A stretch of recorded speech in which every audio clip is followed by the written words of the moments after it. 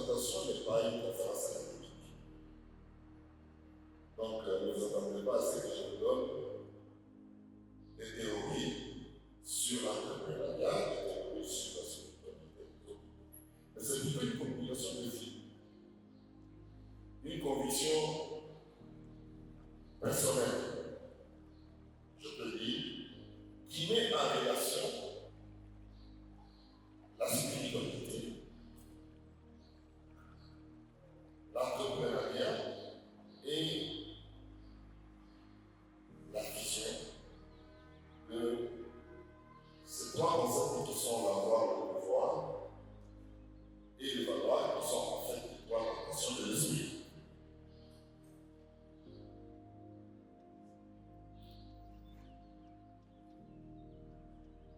Si nous rentrons dans les écrits, vous allez voir que souvent, la richesse est présentée comme étant une réalité absolue. Et surtout, dans la Bible, apparemment, la richesse ou la pauvreté est présentée comme une condition pour aller au ciel. Heureux les pauvres, pour aller au ciel. Ou alors la parabole du jeune homme riche dans son dialogue avec Jésus. Quand il lui commande de tout vendre et de suivre. Ou encore l'exemple de Lazare et du riche. Et en plus, quand on voit les béatitudes, on a l'impression que la pauvreté est présentée comme une condition pour aller au ciel. Voilà le débat. Donc je dois pas présenter le problème. On va essayer de définir ou définir la relation entre l'homme et tout cela. La spiritualité par rapport à l'entrepreneuriat, la spiritualité par rapport à la recherche à la recherche du pouvoir et à la recherche du diplôme, de connaissance et tout ça. En fait, je pense que ainsi défini, vous n'allez rien comprendre et personne ne comprend. C'est très compliqué. Nous allons expliquer cela par 4 éléments de la spiritualité. Ces éléments vont nous aider à comprendre ce qu'est une spiritualité. Le premier élément de la spiritualité, c'est l'existence d'une règle de vie.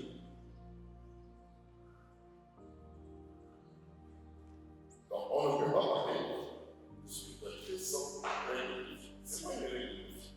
Une règle de vie, c'est une discipline personnelle.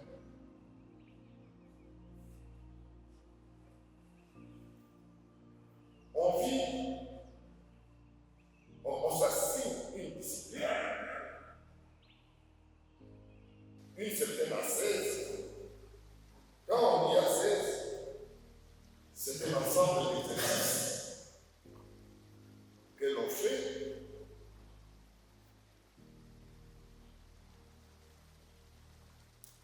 ces exercices sont pratiqués pour le perfectionnement.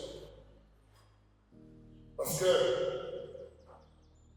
l'homme qui vit une spiritualité comprend que se pose la question sur sa destinée.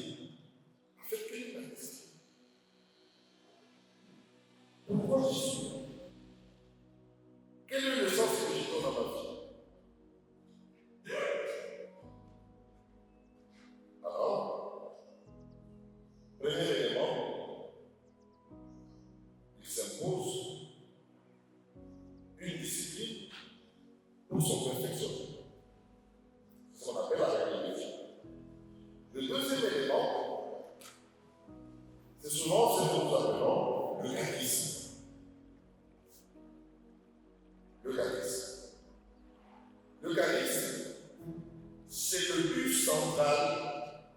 de ma vie. Quel est le sens que je donne à ma vie? Comment je vais me perfectionner autour des caresses?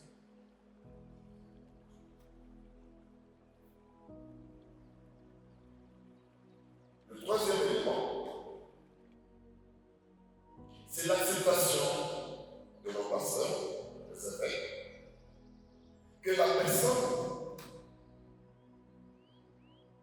qui œuvre dans cette voie travaille au perfectionnement et à la sanctification. En tant que chrétien, tout notre engagement, c'est tendre vers la sanctification. Mériter le paradis, mériter le ciel. Devenir saint. Et le quatrième élément, c'est la promesse ou le serment. Être un homme et une femme de serment, de parole. Quelqu'un qui est respectueux de la parole, de fidélité. C'est ça les quatre éléments qui expliquent aussi la règle de vie, le charisme, l'acceptation de nos pères les évêques et les personnes qui travaillent dans cette voie et le serment ou la promesse.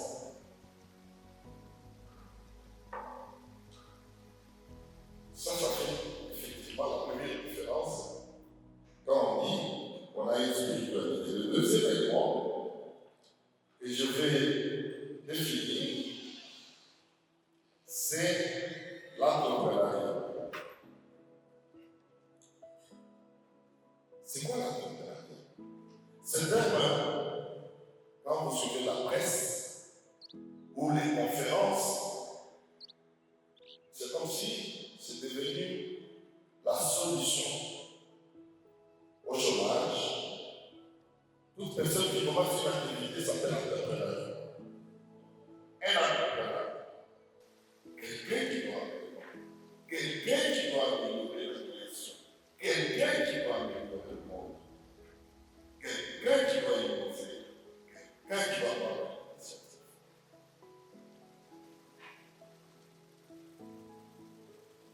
Et quand vous regardez dans le public, souvent on dit, il y a des chansons, Zambé, guitare au sable, il ne descendra jamais. Il ne descendra jamais.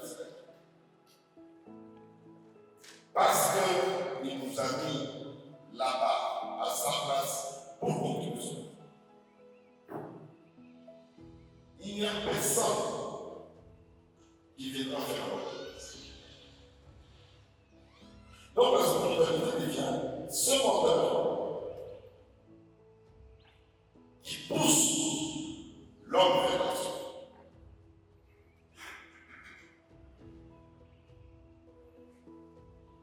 Souvent, je vois dans notre pays, la vie, il y a des gens qui viennent d'ailleurs. Les autres disent, Seigneur, bénis-moi.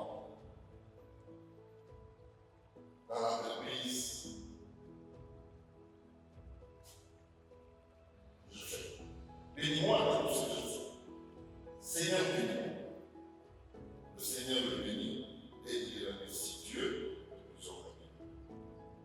Mais le compagnon lui dit, ah, vous avez un sourire qui danse.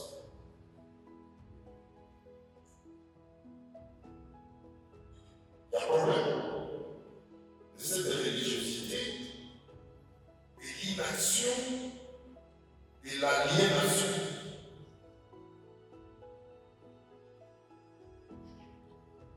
Problème que l'esprit d'entreprise. C'est plus belle des choses que les scientifiques. J'ai parcouru beaucoup de pages, j'ai vu tout le monde parle d'entreprise, tout le monde parle de capitalisme, tout le monde parle de la bureaucratie, tout le monde parle de théorie des riches, et ceci. Personnellement, je n'ai pas trouvé une réponse où on peut dire quelle est la source de l'esprit dans l'Église. Je prends la lumière des nations de l'éducation. Il dit, les laïcs, votre vocation spécifique, c'est de transformer le monde et de nous donner selon Dieu, transformer le monde. Et le pape Jean-Paul II, dans son encyclique, vocation et mission de laïcs, il dit, les réalités économiques, temporelles, culturelles ne sont pas étrangères à votre spiritualité, à vous les laïcs.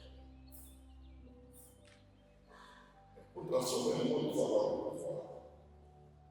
Il faut valoir. Il faut avoir. Oui, nous, l'Église nous conseille à ambitionner la voie, mais la voie pour partager. Vous le partagez avec qui? Vous partagez vos biens avec qui? Avec ceux qui n'ont pas. On ne dit pas pourquoi Dieu m'a béni. Eux, ils n'ont qu'à travailler aussi.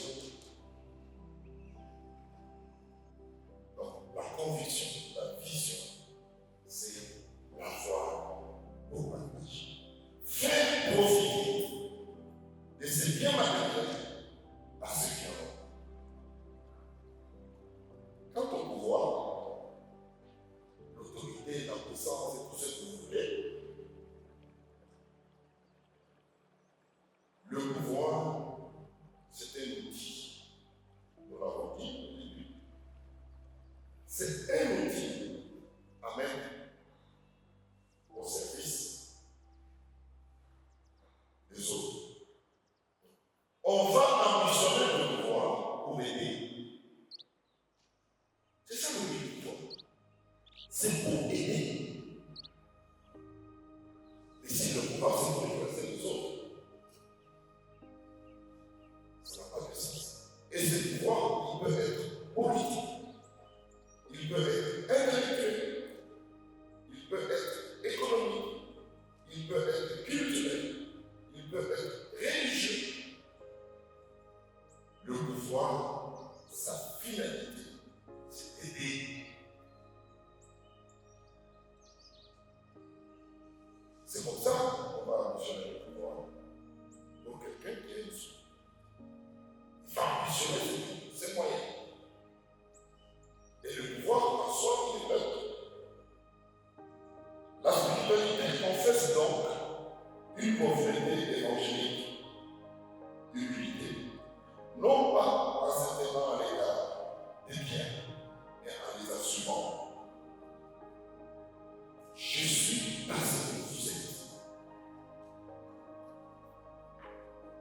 C'est un principe de solidarité. Je suis parce que vous êtes. Sans vous, je ne suis rien. Et ce sont ces deux points pour se libérer. Quel est le fondement de Ubuntu, de la libération sud-africaine? Ce sont les messages, c'est l'évangile. La même Bible et le nom se sont servis pour expliquer le développement séparé qu'on appelle. Les Noirs, eux, ont découvert à travers l'évangile que Dieu est du côté de ceux qui souffrent. Dieu est à côté de l'opprimé. Dieu est à côté du pauvre. Dieu accompagne la lutte de libération. Voilà le fondement de l'Ubuntu. Solidarité et lutte.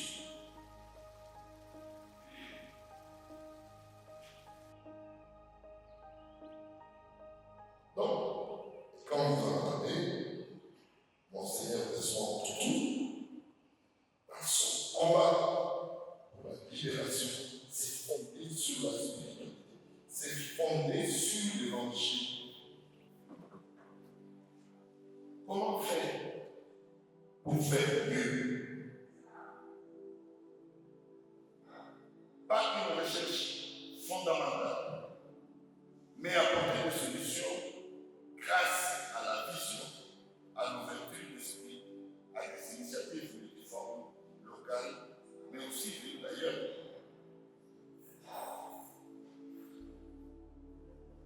La recherche est fondamentale. Bon, souvent, je fais le débat avec les gens, les professeurs. Est-ce que nous avons besoin de chercheurs qui cherchent? Sans doute. Ou nous avons besoin de trouver des chercheurs qui trouvent?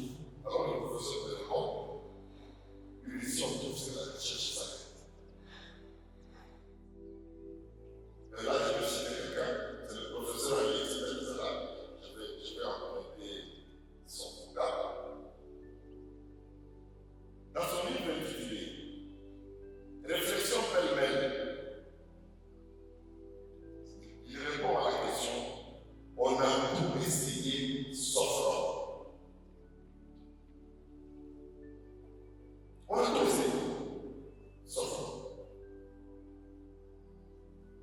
Dans ce livre, il ramasse tout un tas de comportements, des pratiques, d'expressions, des manifestations et tant d'autres éléments qui sont des signes indiscutables de la dérive de la société congolaise. Une société à dérive. Mon père, j'ai été très long, vous m'avez souligné quelque chose pour je sais qu'il y a beaucoup de choses qu'il faut dire. Dans la petite conclusion, je vais tout simplement dire ceci. Chaque génération a besoin d'une nouvelle révolution. Disait Thomas Jefferson à la fin de sa vie. Mais cependant, toutes les révolutions n'ont pas donné des résultats attendus. Je les avais retirés. Que ce soit la révolution industrielle, que ce soit la révolution socialiste, on n'a pas eu de résultats. Et l'innovation procède des étapes successives. Ce sont des voies pragmatiques, capables de créer une économie et une industrie efficaces et des services publics de qualité. Et ces deux éléments doivent être ancrés dans une spiritualité agissante. L'esprit d'entreprise et de l'innovation peuvent révolutionner notre société. Cependant, cela se passe par l'adoption d'une nouvelle manière d'agir et d'être de toute une génération. Il n'y a pas de choses à dire, mais voilà ce que j'ai préféré pour vous. Et encore une fois, merci au Père et merci à vous tous venus assister à cette présentation. Voilà, j'ai dit, j'ai pas. Nous avons entretenu ce matin sur un thème très passionnant, un thème qui ne nous a pas laissé dans les nuages de théorie que nous apprenons dans nos auditoires ou dans nos salles de classe, mais un thème qui nous a ramené vraiment sur terre en nous confrontant non seulement aux réalités sociales et au monde vécu que nous sommes appelés à transformer, mais aussi à ce qu'il a appelé le soubassement et ce qui veut nous engager dans l'action transformatrice de la société. Et vous l'avez très bien suivi, nous l'avons tous suivi. Il nous a parlé en fait depuis le départ, je pense, de cette forme de contradiction qui semble exister dans le titre même de son intervention. Et vous le savez, il nous a cité les Écritures saintes, et peut-être que parmi vous, il a dit les catholiques, je ne suis pas catholique, peut-être que parmi vous, il y en a qui savent que, effectivement, l'évangile nous prêche la pauvreté. Moi, comme prêtre jésuite, j'ai fait vœu de pauvreté. Ça veut dire que c'est une valeur. Et M. Zény, en prenant la parole, il a commencé par rappeler ces passages dans la Bible qui montrent que la pauvreté peut vraiment être une valeur évangélique. heureux les pauvres en esprit. Il a cité la parabole de Lazare et du riche. Il a parlé de l'attitude du jeune homme riche. Et donc, quelle attitude un chrétien peut avoir vis-à-vis des richesses? Et la beauté de l'intervention de M. Billy ce matin, c'est qu'il a dit qu'il va faire ce que les anglophones appellent disrupt the thinking. Ça veut dire bouleverser, si vous voulez, notre manière de penser, notre manière de nous approprier l'évangile et notre manière de voir la richesse qui est au dehors là. Et dans sa conférence, il nous a parlé de ces trois éléments en fait qui fondent, si vous voulez, à notre mouvoir, notre motion dans la société. C'est cette quête de l'avoir, c'est-à-dire l'accumulation des biens, c'est cette quête de pouvoir, c'est-à-dire la volonté de puissance, si vous voulez, la capacité d'agir, et c'est cette quête de valoir. Et il les a tournés autrement. Pas selon l'esprit du monde, c'est-à-dire une accumulation pour l'accumulation. Et quand il parlait, je pensais justement à celui qu'on appelle Steve Jobs, que vous connaissez certainement, qui a été l'un des fondateurs de Apple, n'est-ce pas? À la veille de sa mort, il s'est rendu compte qu'il était trop seul. Il n'avait pas de famille. Il avait accumulé beaucoup de biens, mais il s'est rendu compte que c'était inutile tout cela. Et qu'on doit vivre pour des valeurs. Donc, Papa Denis nous a rappelé effectivement que l'accumulation des biens pour les biens, ça ne sert absolument à rien si ce n'est pas pour aider les autres, pour changer les vies, pour améliorer en fait la qualité de vie.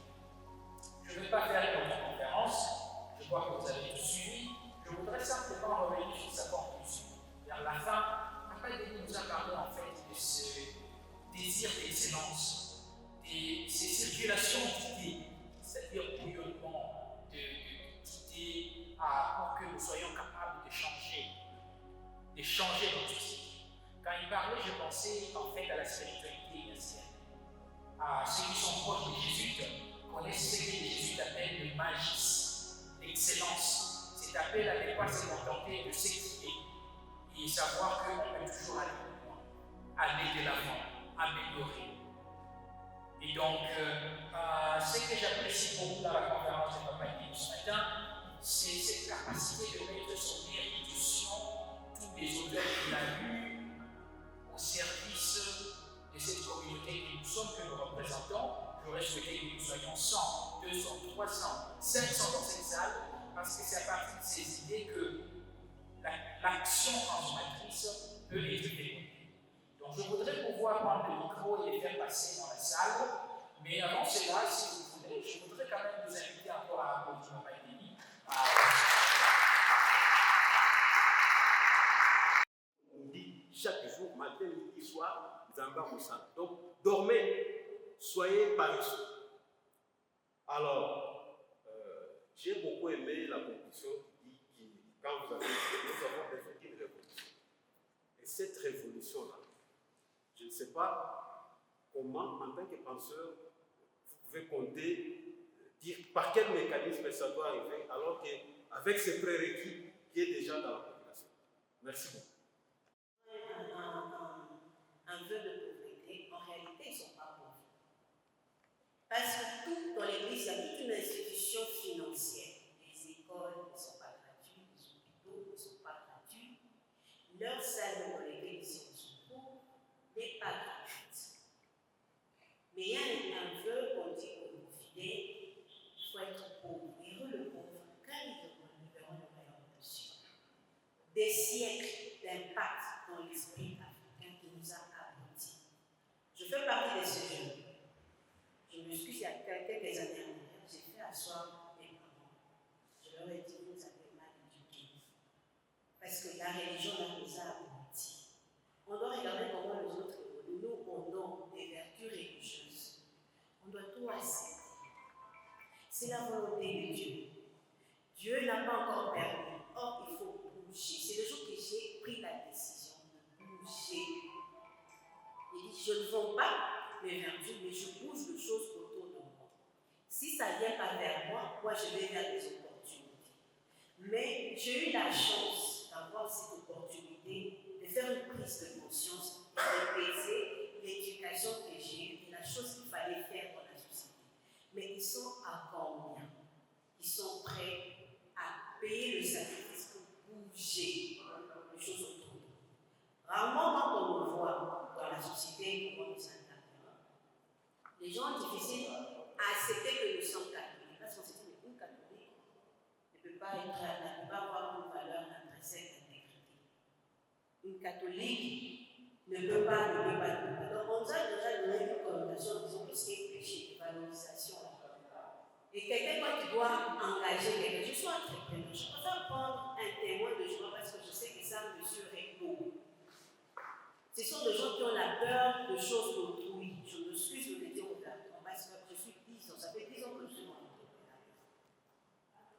Donc, pour nous dire ensemble qu'il y a du travail encore à faire dans la société.